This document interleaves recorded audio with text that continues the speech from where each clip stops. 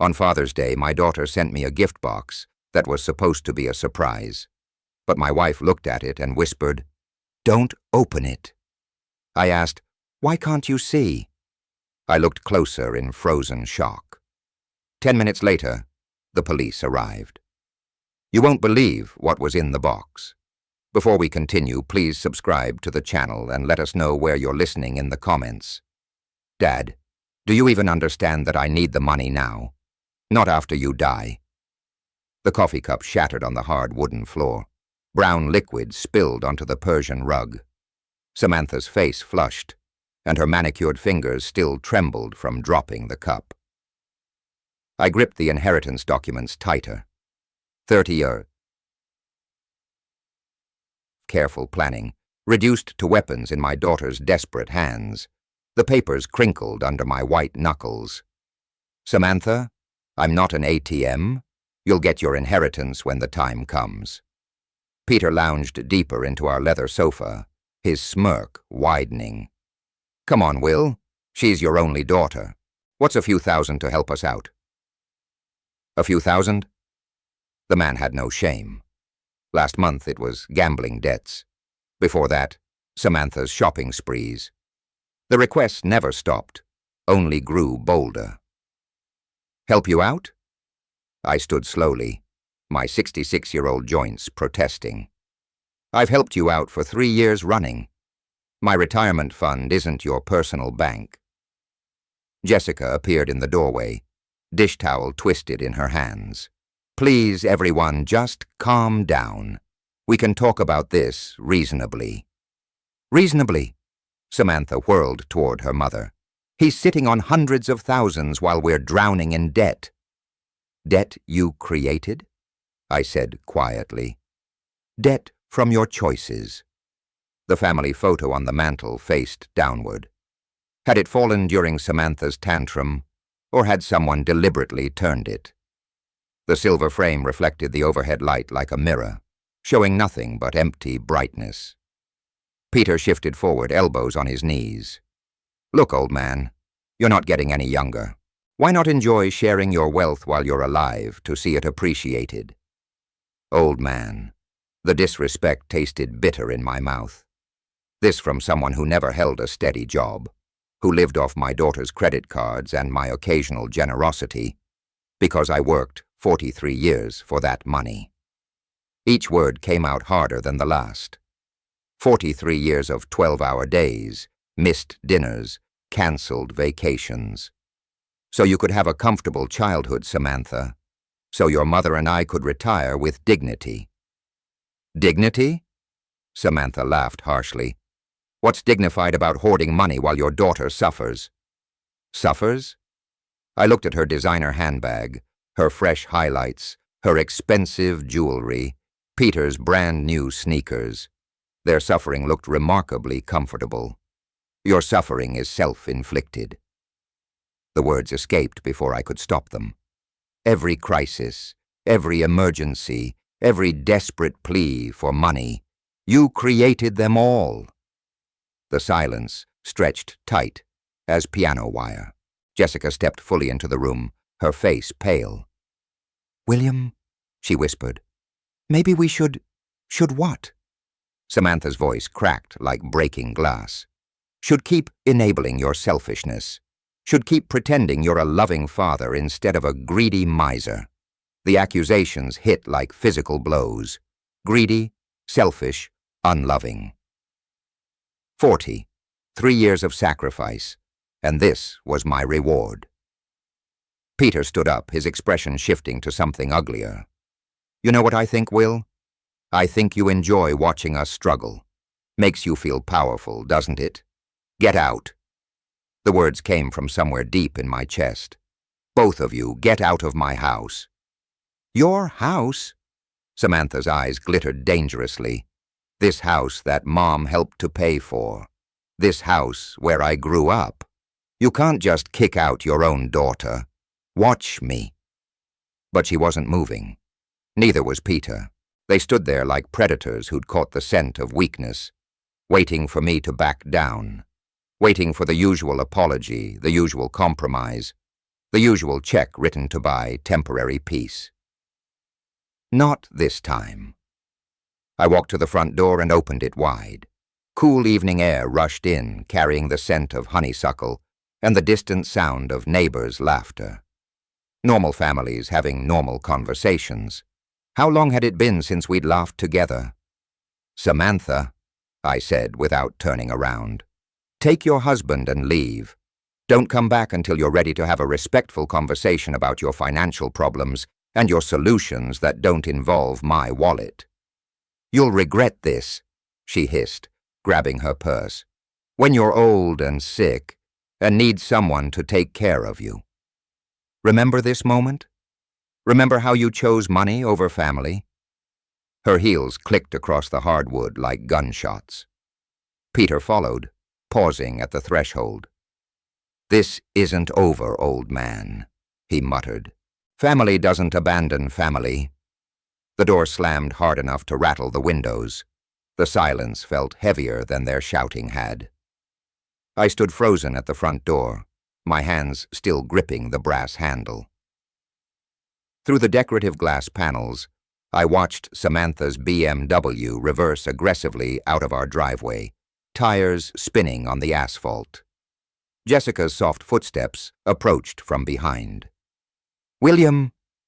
I turned slowly. The living room looked like a battlefield. Coffee stains darkened the Persian rug we'd bought for our 20th anniversary. Inheritance documents lay scattered across the hardwood floor like fallen leaves. The overturned family photo caught the lamplight, its silver frame winking mockingly. 43 years? I whispered more to myself than to her. What? 43 years I worked overtime shifts during her high school years so she could have new clothes, college textbooks, that car for her 16th birthday. My voice caught the wedding we couldn't afford but paid for anyway. Jessica picked up the scattered papers, her movements careful and deliberate. "She's struggling, William. The gambling problem is her choice." The words came out sharper than I intended. "Every casino visit, every online bet, every lie about where the money went, her choices." I walked to the mantel and righted the family photo. 5-year-old Samantha smiled back at me, gap-toothed and innocent, sitting on my shoulders at the county fair. When had that joyful child become this manipulative stranger, demanding my life savings? "Remember when she wanted that dollhouse for Christmas?"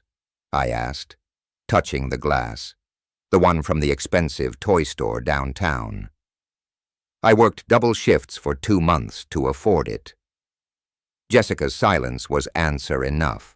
We both remembered just like we remembered the ballet lessons, the summer camps, the brandame shoes because her friends all had them. Every sacrifice made gladly for our daughter's happiness.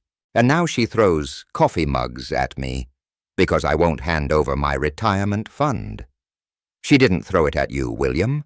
She threw it at the floor. The distinction felt meaningless. The violence was the same, whether aimed at me or my possessions, the disrespect identical. I bent down and picked up one of the inheritance documents. The legal language blurred as I read it, but I knew every clause by heart. Years of careful planning, conservative investments, delayed gratification. Also, Samantha would be financially secure after we were gone. "Peter's influence," Jessica said quietly. "He fills her head with these ideas about what we owe her. Peter didn't create her greed. He just gave it permission to show itself." The harsh truth hung between us. Our daughter had become someone we barely recognized, and we'd enabled it by always giving in, always writing the check, always smoothing over her latest crisis with our money. My phone buzzed, a text message from an unknown number, but I recognized the writing style immediately. "Dad, I hope you're happy. Kids need winter coats and school supplies, but apparently your precious money is more important than your grandchildren. Don't expect to see them anytime soon. Grandchildren, the ultimate weapon in Samantha's arsenal. Emma and Jake, 8 and 6 years old. Innocent casualties in their mother's war for my wallet. She knew exactly where to strike to cause maximum pain. I showed Jessica the message. Her face crumpled. She wouldn't really keep them away from us, would she? But we both knew she would. She'd done it before during smaller arguments. A week here, 2 weeks there. Whenever we didn't immediately comply with her financial demands, the children used as bargaining chips in her endless quest for money. "William, maybe we should reconsider." No. The word came out like a gunshot. No more. I won't be held hostage by threats about the grandchildren. I won't teach Emma and Jake that love can be bought, that family relationships are transactions. Jessica flinched at my vehemence. In 38 years of marriage, she'd rarely seen me this angry. Even during our worst arguments, I'd never spoken with such cold finality. But something had shifted tonight. Some fundamental understanding about my daughter, about our relationship, about the future I'd imagined for our family. The illusion of loving sacrifice had shattered as completely as that coffee mug. My phone buzzed again. 6 days later, I sat on our front porch with the Sunday paper, trying to find normalcy in the Father's Day morning routine. The coffee had grown cold in my mug, but I held on to it anyway, watching neighbors emerge for their weekend activities. The Hendersons were loading their car for what looked like a family outing. The Patels were working in their garden, their laughter carrying across the quiet suburban street. Jessica moved around inside the kitchen, the soft clatter of breakfast dishes drifting through the open window. We'd spent the week in careful conversation, dancing around the Samantha-shaped hole in our family dynamic. Neither of us had heard from her since that night. No calls, no texts, no surprise visits demanding money or reconciliation. The silence felt unnatural. In 3 years of financial crisis, Samantha had never gone this long without contact. Usually by day 3, she'd be calling with apologies and smaller requests, testing the waters before launching into her next major plea for money. But this was different. The completeness of the silence felt deliberate, calculated, almost like the calm before a storm. Part of me felt relieved, part of me worried. The rumble of a delivery truck broke through my thoughts. I looked up from the sports section to see a brown UPS vehicle slowing in front of our house. Strange. We weren't expecting anything, and Sunday deliveries were rare unless someone paid extra for weekend service. The driver hopped out, consulted his handheld device, then grabbed a medium-sized box from the back. He approached with the professional efficiency of someone working holiday overtime. "William Carr, that's me." "Happy Father's Day," he said, offering the package in his electronic clipboard. "Someone must think highly of you to pay for Sunday delivery." I signed my name, studying the shipping label as he walked away. No return address visible, just generic shipping information. The box felt surprisingly light for its size, roughly the dimensions of a shoebox, but weighing maybe 2 polysols at most. "Who's that from?" Jessica called from the kitchen doorway, wiping her hands on a dish towel. No idea. I carried the package inside, setting it on the coffee table where inheritance documents had scattered just 6 days earlier. No return address. She approached, her expression curious but cautious. Jessica had always been more suspicious of unexpected deliveries than I was. Too many years of hearing about package bombs and mail fraud on the evening news. "Maybe it's from the grandchildren," she suggested, but her tone lacked conviction. Emma did ask about Father's Day when we saw them last month, before Samantha had weaponized them against us, before the threats and ultimatums. I pushed those thoughts away. "Could be," I agreed, though something felt off. The timing seemed too convenient, too calculated, and Emma wouldn't have paid for special Sunday delivery. Jessica leaned closer, examining the box with the methodical attention she brought to everything from grocery shopping to crossword puzzles. Her fingers traced the edges of the shipping label. "William," she said slowly, "don't open it." "Why?" She pointed to something I'd missed entirely in my casual handling. "Can't you see the holes? They're for breathing, which means something alive is inside." My stomach dropped. Now that she'd pointed them out, I could see tiny punctures in the cardboard, barely visible unless you knew to look. Small, precise holes that someone had clearly made on purpose. "Breathing holes," I repeated, my voice flat. "Something's alive in there," Jessica confirmed, backing away from the coffee table. "The question is what?" We stood there in our living room staring at the innocent-looking package as if it might suddenly sprout legs and run away. The morning sunlight streaming through our windows seemed less warm now, the suburban quiet more ominous. "Who would send us something alive?" Jessica whispered. But even as she asked the question, I felt a cold certainty settling in my chest. The timing, the anonymous sender, the Sunday delivery that ensured we'd be home and unsuspecting. This wasn't a gift. This was something else entirely. From inside the box came the faintest sound, a soft rustling that made us both freeze. The sound stopped as quickly as it had started, leaving us in tense silence. Jessica grabbed my arm, her fingernails digging into my skin through the cotton of my polo shirt. "Did you hear that?" she breathed. I nodded, unable to trust my voice. Whatever was in that box was very much alive, and it was waking up. A soft hissing sound emerged from the cardboard, barely audible, but unmistakably real. We both froze, staring at the package as if it might explode at any moment. The sound stopped. Silence stretched between us like a held breath. Then it came again, longer this time, a distinct hiss that sent ice through my veins. Jessica's grip on my arm tightened until her nails bit through the fabric of my shirt. "William," she whispered, her voice barely a breath. "Call someone now."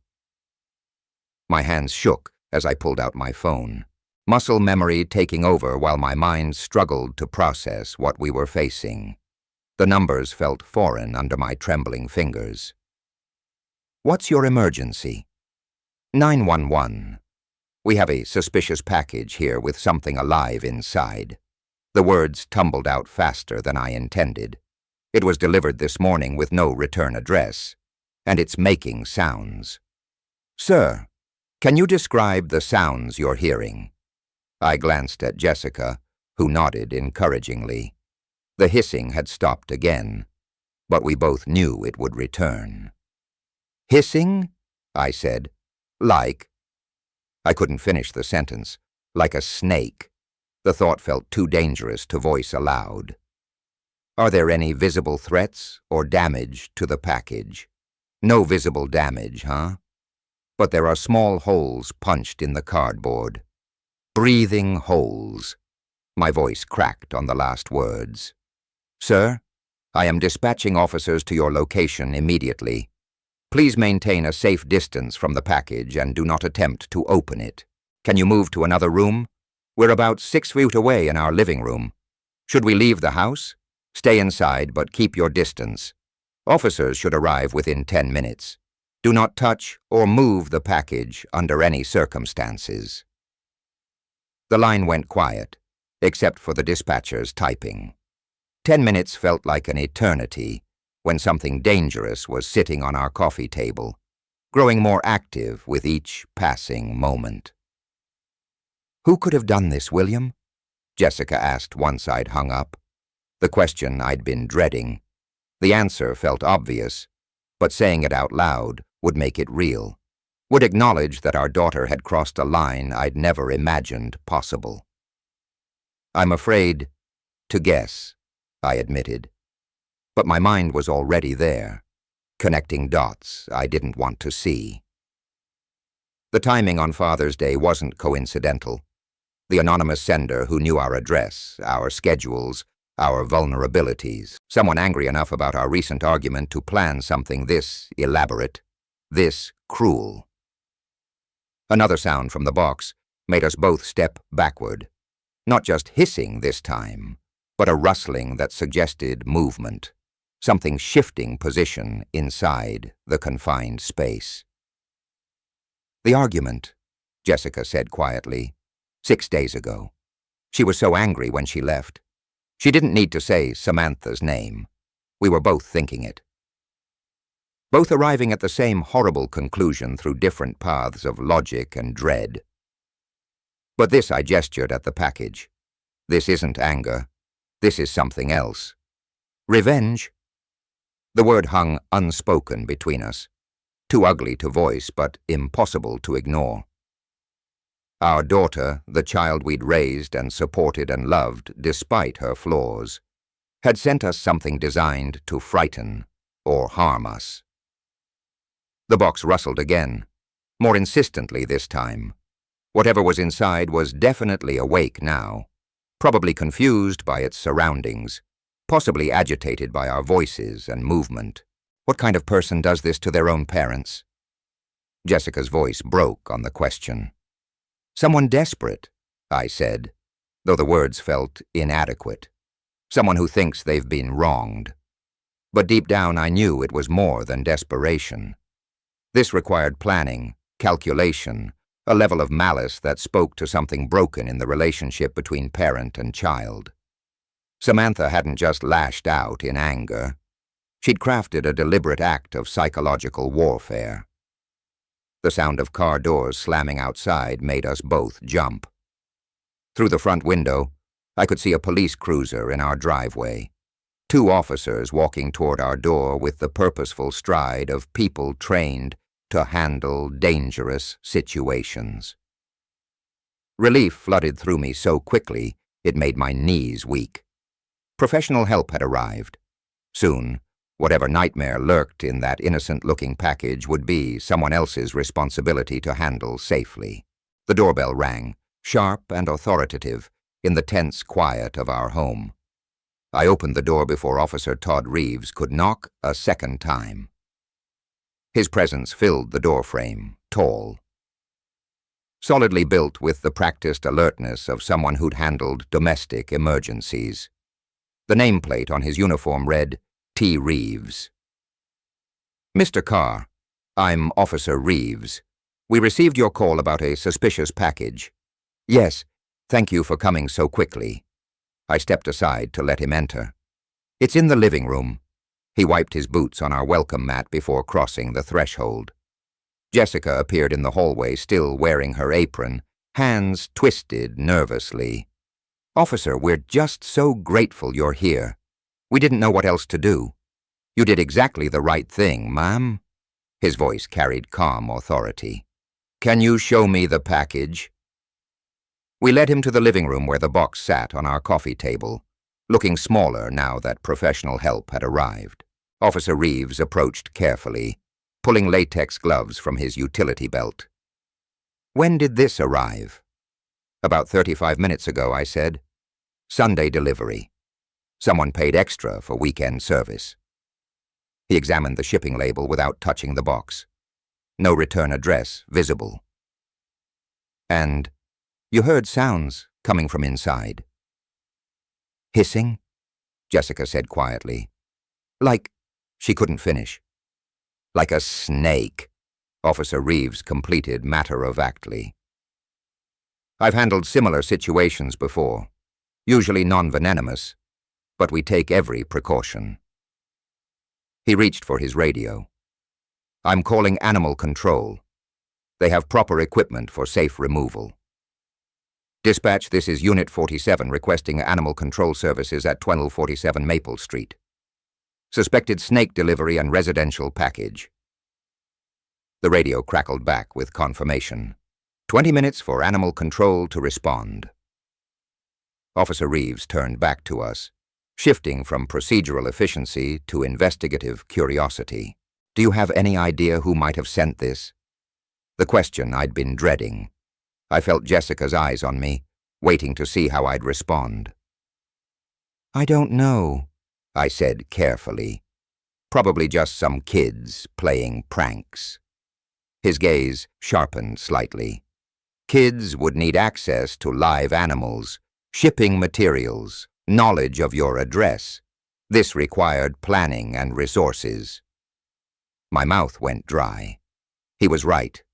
Someone with means and motive had deliberately sent us a snake on Father's Day. Have you had any recent conflicts? Family disagreements? Family disagreements? The phrase hung in the air like an accusation. Jessica tensed beside me, both of us walking the tightrope between honesty and loyalty. Nothing that would lead to this. I managed. Officer Reeves studied my face, noting the hesitation, but he didn't push. Instead, he pulled out a small notebook. Any unusual charges on your credit cards recently? Pet stores, exotic animal suppliers. The question hit me like a physical blow. Pet stores. The memory crashed over me with terrible clarity. That charge I'd noticed on last month's statement. Samantha used my credit card for emergencies. Reptile Palace, 127 of 50. I'd assumed it was something for the grandchildren. Not a snake. Never a snake. Mr. Carr, are you all right? I forced my expression back to neutral, though my heart hammered against my ribs. I'm fine. Just processing all this. But I wasn't fine. The puzzle pieces were falling into place with horrifying clarity. The timing, the knowledge of our routines, the access to my credit card, the deliberate cruelty of choosing Father's Day. My daughter had sent me a snake. Will you be filing a formal report? Officer Reeves asked. We can investigate the package origin, pursue charges if we identify the sender. I looked at Jessica, saw the same conflict behind her eyes. Part of me wanted justice, but the larger part, the part that had spent 34 years protecting Samantha despite her flaws, couldn't turn her over to police. No, I said quietly. I don't want to make a mountain out of a molehill. If it's just a prank, filing charges seems excessive. Officer Reeves made a note, though his expression suggested he'd heard this response before.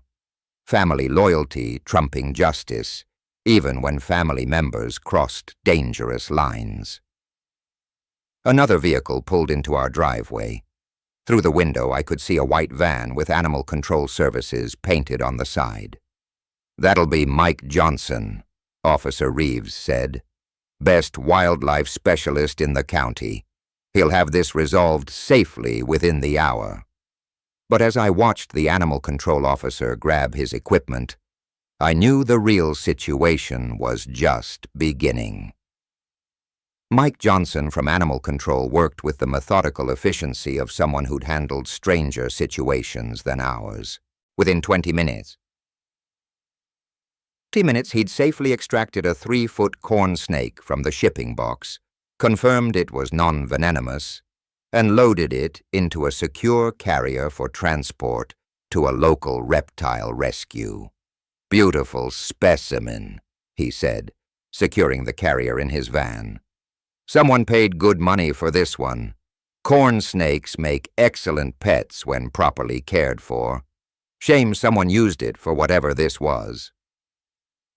Officer Reeves shook hands with both of us before departing. Call if you remember anything else about possible senders, Mr. Carr. Even pranks like this can escalate if left unchecked. I nodded, maintaining the facade of cooperation while my mind churned with darker possibilities. Both vehicles disappeared down our quiet suburban street, leaving Jessica and me alone with the morning's aftermath. The living room felt different now, violated somehow, despite the professional cleanup. The coffee table bore faint water stains where Mike had disinfected the surface. The scattered inheritance documents had been restacked neatly, but their symbolic power had shifted. They were no longer tools of family planning, but evidence of the betrayal that had triggered this morning's events. Jessica busied herself in the kitchen, running water in the sink with unnecessary vigor. Stress cleaning, her standard response to family crisis. I stood at the front window watching the Hendersons return from their Father's Day outing, their car loaded with picnic gear and children's laughter. Normal families, normal Sunday mornings, normal fathers who didn't receive venomous surprises from their daughters. The credit card charge burned in my memory like a brand. Reptile Palace, 12750. 3 weeks ago, right after our argument about the inheritance. Perfect timing for planning revenge. My phone felt heavy in my hands as I scrolled to Samantha's contact information. Her smiling photo looked back at me, a picture from Emma's birthday party last year, before the financial demands had escalated, before the threats about grandchildren access, before this morning's snake delivery. "Are you really going to call her?" Jessica asked quietly from the kitchen doorway. "I need to know for certain. And if she admits it," the question hung between us like a challenge. What would I do if my suspicions were confirmed? What action could a father take against a daughter who'd crossed such a fundamental line?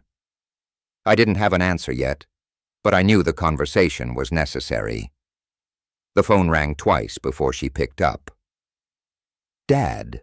Samantha's voice carried artificial brightness, the tone she used when she wanted something or was hiding something. "How's your Father's Day going?"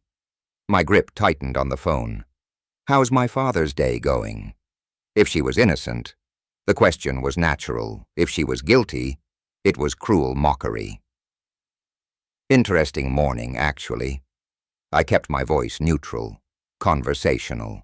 "Samantha, you wouldn't happen to know anything about a strange Father's Day gift?" "No, Dad. What happened?" Her response came quickly, almost too quickly. But it was what happened next that confirmed my worst suspicions. In the background, unmistakably, I heard Peter's quiet laughter. Not the surprised chuckle of someone hearing unexpected news, but the satisfied snicker of someone who thought they'd gotten away with something clever. The sound hit me like a physical blow. All doubt vanished in that moment of careless amusement. My daughter had sent me a snake, and her husband found it entertaining. "Just some confusion with the delivery," I said, fighting to keep my voice steady. "Nothing important. I should let you go." "Are you sure everything's okay?" "You sound strange." Strange? I was discovering that my only daughter had tried to terrorize me with a live reptile, and she thought I sounded strange. "Everything's fine, Samantha. Enjoy your Sunday." I ended the call before she could respond, before my carefully maintained composure could crack completely.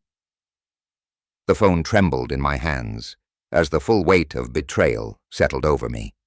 Jessica appeared at my side, reading my face with the intuition of 38 years of marriage. "You heard something?" Peter laughed. The words came out flat, emotionless in the background. When she asked what happened, he laughed like it was the funniest joke he'd ever heard. Her hand found my arm, a steadying presence in the shifting landscape of our family dynamics. "What are you going to do?" I looked down at the phone, then toward my home office, where the computer held access to bank accounts, credit cards, and all the financial tools that had kept Samantha afloat for 3 years running. "I'm going to teach my daughter about consequences." 7 o'clock found me sitting in my home office, door closed, computer humming quietly in the evening stillness. I'd spent the afternoon in careful thought, walking through our neighborhood, reviewing 30 years of financial decisions that had brought us to this moment. The anger had settled into something colder, more purposeful. My desk held the accumulated evidence of a father's generosity. bank statements showing monthly transfers to cover Samantha's rent, credit card bills I'd paid without question, insurance premiums, car payments, emergency loans that were never repaid, 3 decades of enabling disguised as love. The leather portfolio beside my keyboard contained documents I'd reviewed dozens of times, copies of checks written for her wedding, receipts from the car I'd sold to pay her gambling debts, bank transfers labeled emergency assistance that had become monthly obligations. Each piece of paper told the same story of a daughter who had learned to see her father as an endless source of money rather than guidance. The computer screen glowed as I navigated to our online banking portal. My fingers moved steadily across the keyboard, typing the familiar passwords I'd never shared with Samantha, though she'd managed to access plenty without them. First, the credit card account, the same one that showed the Reptile Palace charge from 3 weeks ago. Samantha appeared as an authorized user, a status I'd granted her during college for emergencies, 20-year-old emergencies that had multiplied into a permanent lifestyle. I clicked on Manage Users. The system prompted me with security questions. My mother's maiden name, the street where I grew up, simple answers that unlocked access to tools I should have used years ago. Remove authorized user, the screen asked, in neutral blue text. My cursor hovered over confirm for perhaps 10 seconds, not from hesitation, but from the profound shift I felt occurring within myself. 30 years I've funded your irresponsibility. Enough, I clicked. User access revoked. Changes will take effect within 1 business hour. Next came the PIN changes. Samantha had somehow learned the numbers, probably watching over my shoulder during one of our many financial rescue missions. I selected new digits the year Jessica and I were married. Numbers that meant something to our relationship but nothing to our daughter's schemes. The automated payments required more attention. Monthly transfers to her checking account. The recurring payment for her car insurance. A subscription service for her gym membership that she'd convinced me was essential for her mental health. Each cancellation required confirmation, a digital paper trail of my decision to stop being her private bank. My hands remained steady throughout the process. No trembling, no hesitation to me. This wasn't cruelty. It was overdue accountability. I remembered the conversation last month when she'd called, sobbing about the gambling debts, how she'd promised this was the last time, the final crisis I'd need to solve. I'd believed her, transferred another $5,000, and told Jessica we were helping our daughter learn responsibility. Instead, I'd been teaching her that consequences were optional. The final screen showed a summary of changes. Credit access removed. Automatic payments cancelled, PIN codes updated, the work of 30 years, 30 years of enabling undone in 30 minutes. 30 minutes of methodical clicking, save changes. Outside my office window, the suburban evening continued its peaceful rhythm. The Hendersons were grilling dinner in their backyard. Mrs. Patterson walked her small dog past our mailbox. Normal families living normal lives, probably not dealing with adult children who sent live snakes as Father's Day gifts. I clicked Save. The confirmation appeared instantly. Account changes processed. Updated information will be available immediately.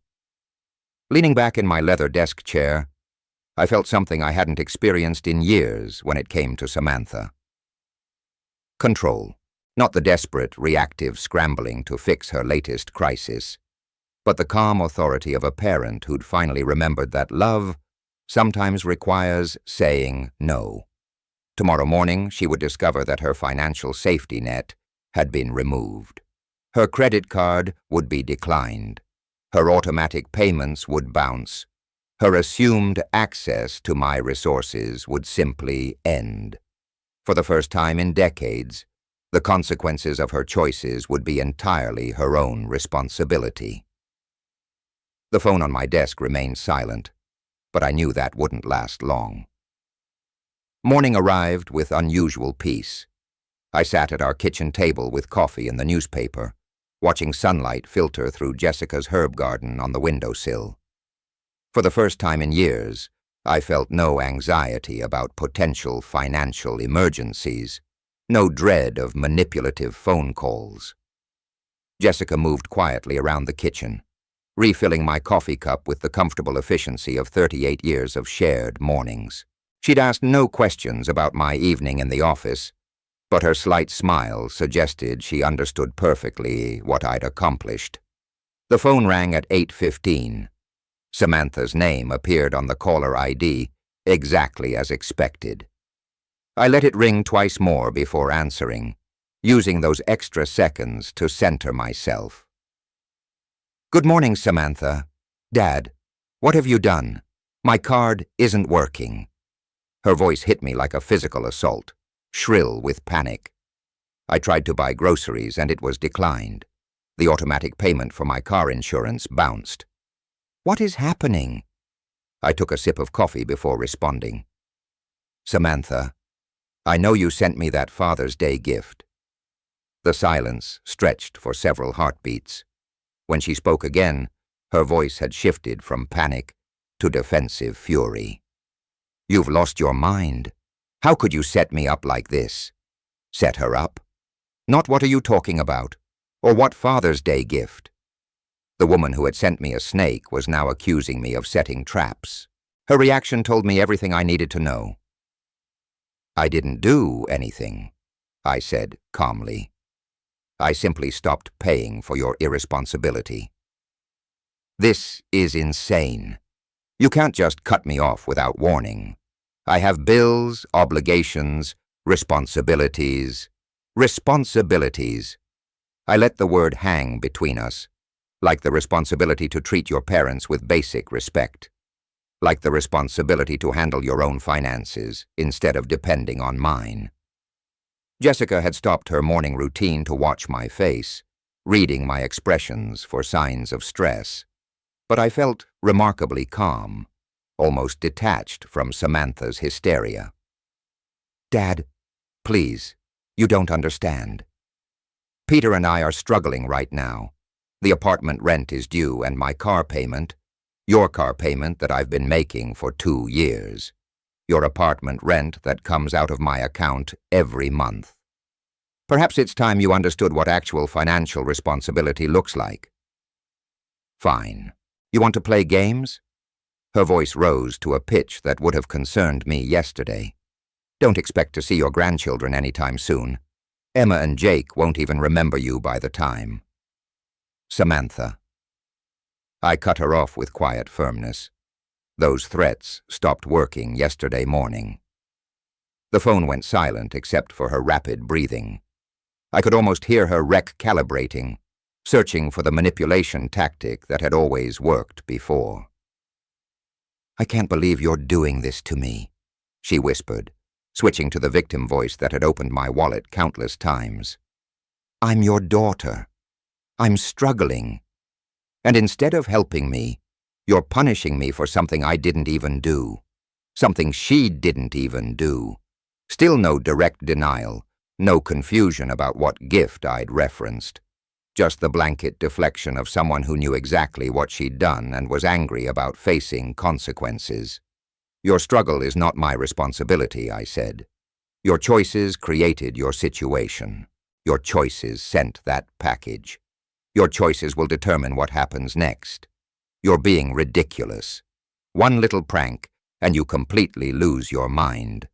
One little prank." There it was. Not quite a confession, but close enough to confirm what her panicked overreaction had already revealed.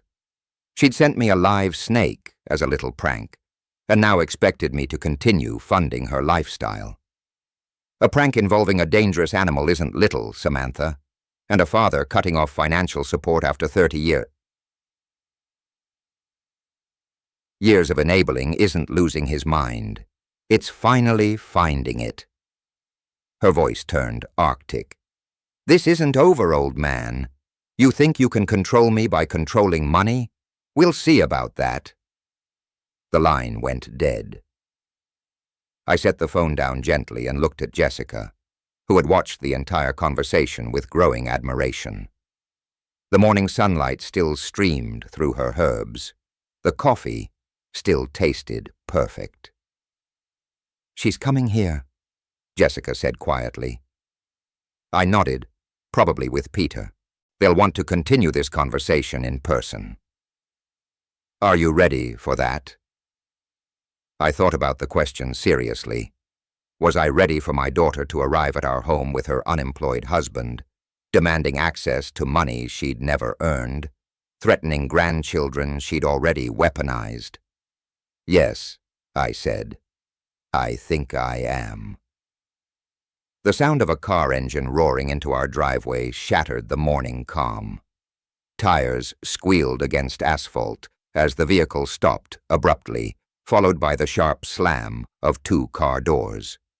Jessica and I exchanged a glance. We both knew who had arrived. Heavy footsteps marched across our front walkway with determined rhythm. The doorbell rang once, sharp and demanding, then immediately again when no one answered fast enough. I stood slowly, feeling remarkably calm despite the approaching storm. Stay here, I told Jessica quietly. No. Her voice carried unexpected strength. We're in this together. The doorbell gave way to aggressive knocking. I walked to the front entrance and opened it to find Samantha and Peter standing on our porch like a two-person army ready for battle.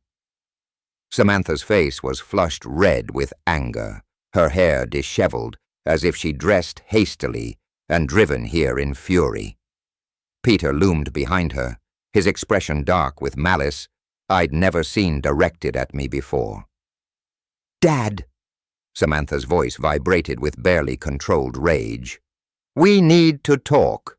We already talked this morning. I remained in the doorway, not inviting them inside. I thought I was quite clear. Clear? She laughed harshly. You were insane.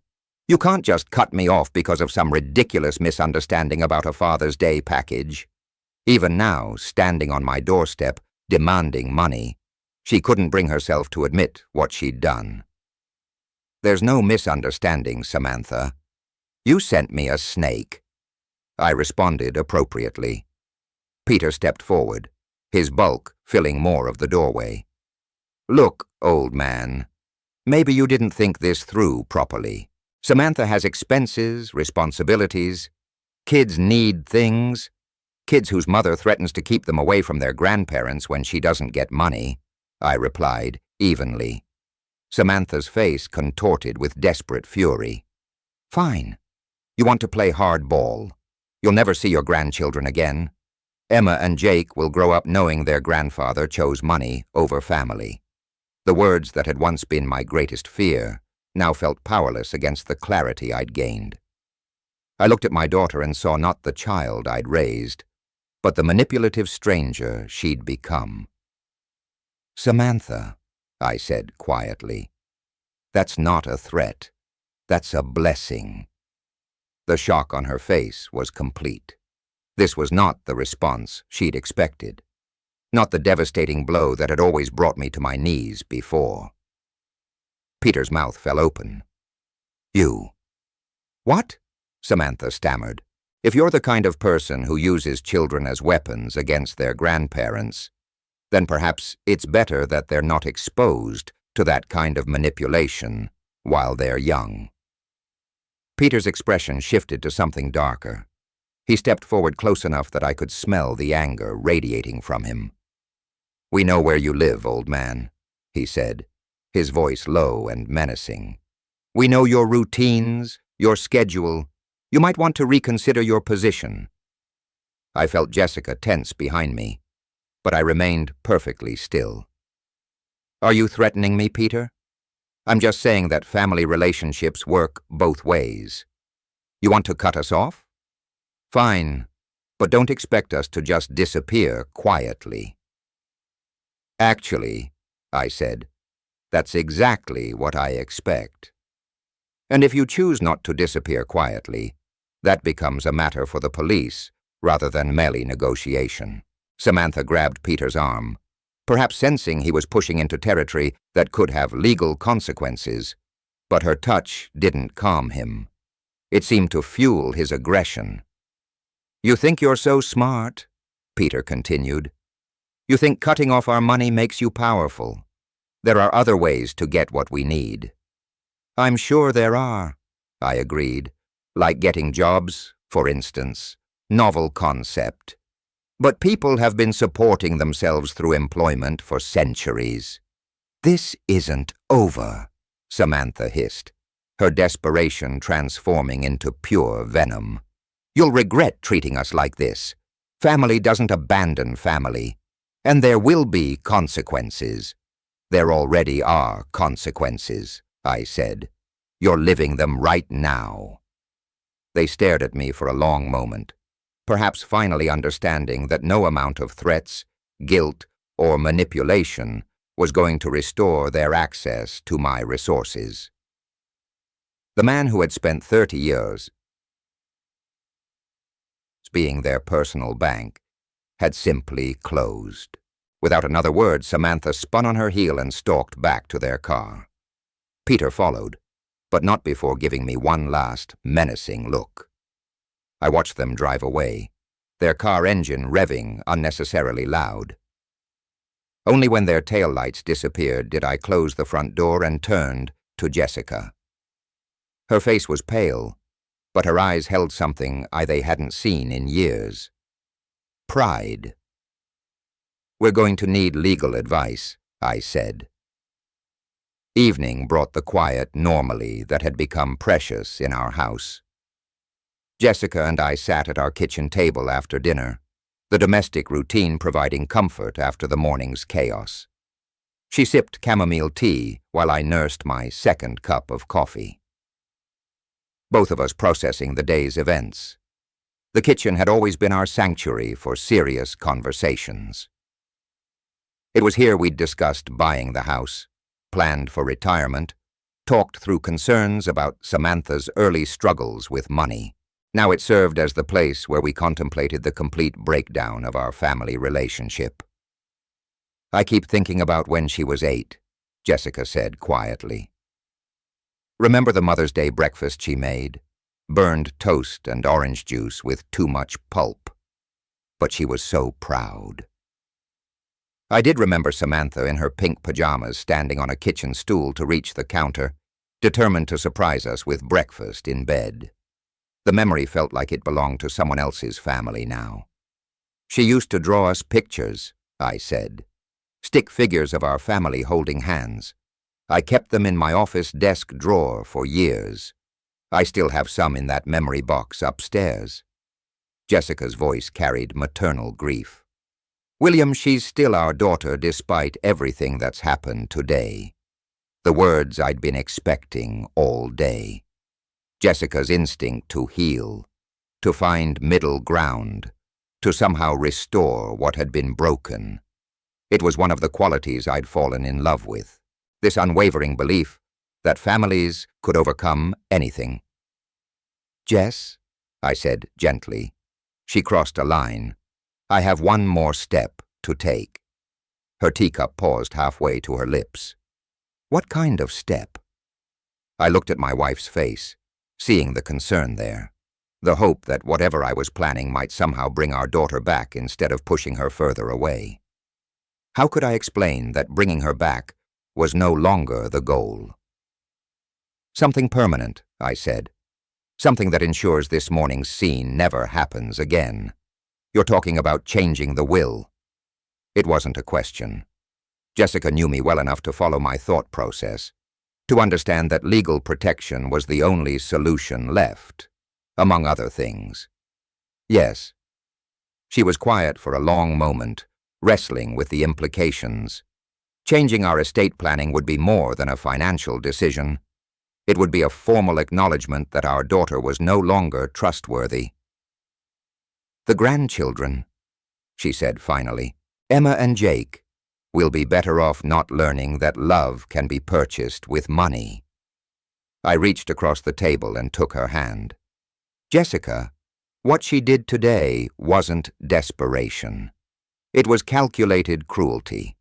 The snake, the threats, the manipulation. That's who she's chosen to become. But if we cut her out completely, we protect ourselves from future abuse. We protect our marriage from constantly managing her crisis. We protect our retirement from being slowly drained away by someone who sees us as a resource rather than parents." Jessica squeezed my hand, her thumb tracing across my knuckles in the gesture that had comforted me through decades of smaller challenges. This wasn't a smaller challenge, though. This was the end of something fundamental. "Will it stop her?" she asked. "If you change everything legally, will she finally leave us alone? It will remove her incentive for contact. No access to money, no inheritance to protect, no leverage to maintain. She'll have to find other people to manipulate." The pragmatism of it felt cold, but necessary. Samantha would move on to easier targets, people who hadn't yet learned to recognize her patterns. "I hate that it's come to this," Jessica whispered. "So do I. But I won't spend our remaining years being held hostage by threats and manipulation. I won't let her destroy what we've built together." Outside our kitchen window, the suburban evening continued its peaceful rhythm. The Hendersons were walking their dog. Mrs. Patterson was watering her garden. Normal people living normal lives. "When will you do it?" Jessica asked. "Tomorrow morning. I'll call Margaret Summers first thing. She's handled our legal work for 15 years. She'll know exactly what needs to be done to make it ironclad." Jessica nodded slowly, accepting the inevitable, even as it broke her heart. And if Samantha finds out, she will eventually, but by then the legal protections will be in place. Her anger won't be able to touch us anymore. I stood up from the table, carrying our empty cups to the sink. Behind me I heard Jessica's quiet sigh. Not disagreement, but grief for the daughter we'd lost. Tomorrow I would take that final step. Tonight I would hold my wife and let her mourn the family we'd thought we were. Margaret Summers' law office occupied the 3rd floor of a granite building downtown, its walls lined with legal volumes that spoke of 15 years protecting families like ours. I sat across from her mahogany desk with a manila folder of documents, feeling calmer than I had in weeks. "William," she said, removing her reading glasses, "when you called this morning, you mentioned needing comprehensive legal protection. Tell me what's been happening." Margaret had handled our wills, property transfers, and Jessica's mother's estate. She knew us as the stable couple who planned ahead and paid bills promptly. What I was about to describe would sound like a different family entirely. I explained the inheritance argument, the snake delivery, the blocked credit cards, yesterday's threatening confrontation. Margaret listened without interruption, occasionally making notes, her expression growing more serious with each detail. Peter said, "They know where we live, know our routines," I concluded.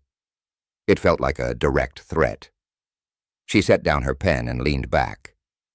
"William, this goes beyond a family disagreement. You're describing harassment and intimidation. We need to address this on multiple fronts. That's what I was hoping you'd say." Margaret pulled out a fresh legal pad. "Let's start with your will. You mentioned wanting to restructure your inheritance. I want my money to go to my grandchildren's education, not to my daughter's casino," I said. "That's a wise decision, William." Her voice carried professional warmth. "We can create an educational trust fund that provides for Emma and Jake's schooling, college expenses, and legitimate educational needs while preventing any access by their parents." She outlined the framework. An independent trustee would manage the funds, releasing money only for documented educational expenses. Samantha and Peter would have no access, no control, no ability to manipulate the children's inheritance. "What about Jessica?" I asked. "Fully protected, and of course, the house, your retirement accounts, her security. Nothing changes there. This only affects what would have gone to Samantha." Next came the restraining order documentation. Margaret opened a new file and began systematically recording yesterday's confrontation, the threatening language, the escalating pattern that had culminated in actual intimidation. "The snake incident is particularly concerning," she said, writing quickly. "Using live animals to frighten elderly parents shows planning and malice that courts take seriously." "How long does this process take?" "The will modifications can be finalized within the week. The restraining order can be filed today. Once it's granted, any contact from Samantha or Peter becomes a legal matter rather than a family dispute." I felt something release in my chest, a tension I'd been carrying for months. The weight of being perpetually available for Samantha's crisis, of walking on eggshells to avoid triggering her threats, of enabling destructive behavior, all of it was ending. "There's one more thing," Margaret said. "Based on what you've described, I recommend documenting everything for potential future legal action. Keep records of any attempts to contact you, any violations, any attempts to involve the grandchildren. You think it will get worse before it gets better. People who use manipulation and threats don't usually accept boundaries gracefully. When Samantha discovers she's been cut out of your will and served with a restraining order, her reaction may be significant. But that no longer frightened me. With legal protections in place, her anger would be directed at a system designed to handle such behavior, not at two elderly parents trying to enjoy their retirement." Margaret's assistant brought in the prepared documents. As I signed my name to each page, I felt the satisfying finality of decisions made and implemented.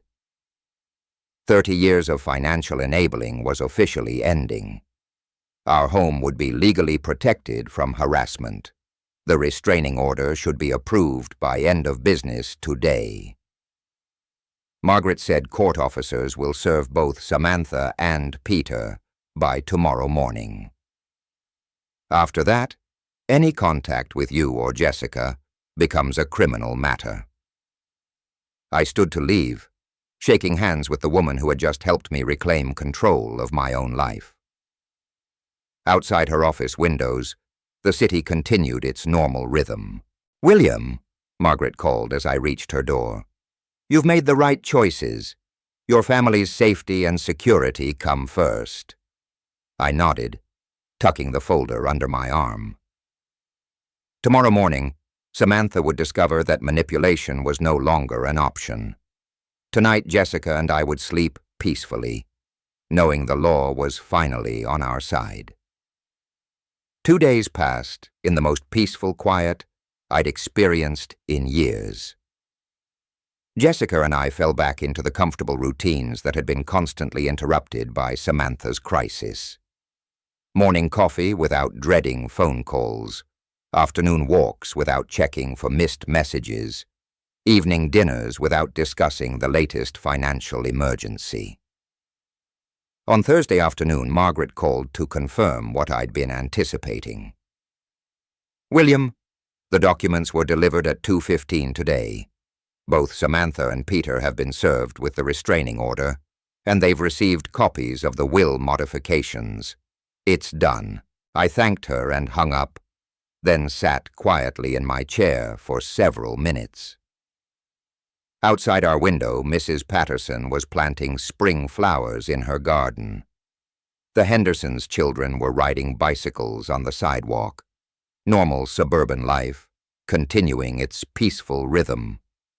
"The papers were delivered?" Jessica asked from the kitchen doorway. "This afternoon," I confirmed. "It's finished." She came and sat beside me, taking my hand in hers. We didn't need to discuss what Samantha's reaction might be, or whether she would try to find ways around the legal barriers Margaret had erected. The law was clear. The protections were comprehensive, and for the first time in 30 years, we were truly free from her manipulation. I thought about the daughter I'd raised, the little girl who'd drawn stick-figure families and made breakfast in bed on special occasions. That child had grown into someone who sent live snakes to her father and threatened to weaponize his grandchildren against him. The transformation had been gradual enough that I'd spent decades making excuses for increasingly unacceptable behavior. But the woman who'd stood on my doorstep, demanding money and making threats, wasn't someone I needed to enable any longer. The legal documents had created the boundaries that love alone could never establish. They got what they wanted. I'm no longer in their lives. The irony wasn't lost on me.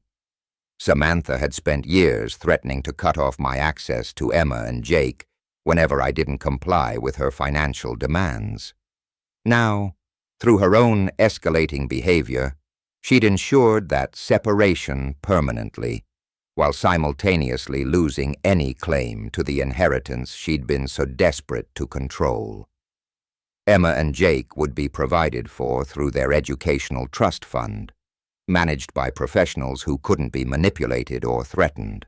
Their college expenses, tutoring, books, legitimate educational needs, all secured without giving their parents access to resources they'd proven incapable of managing responsibly.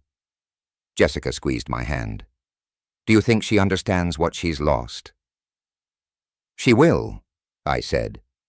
The restraining order means any attempt to contact us becomes a criminal matter. The will changes mean there's no inheritance to fight for, no financial incentive to maintain even hostile contact. She'll have to find other people to manipulate, and if she violates the restraining order, then it becomes the police department's problem, not ours. For 30 years, I'd been Samantha's safety net, catching her every fall while she learned nothing from the experience. I'd sold my classic car to pay her gambling debts. I'd covered her rent when she claimed unexpected emergencies. I'd written check after check, always believing that this time would be different.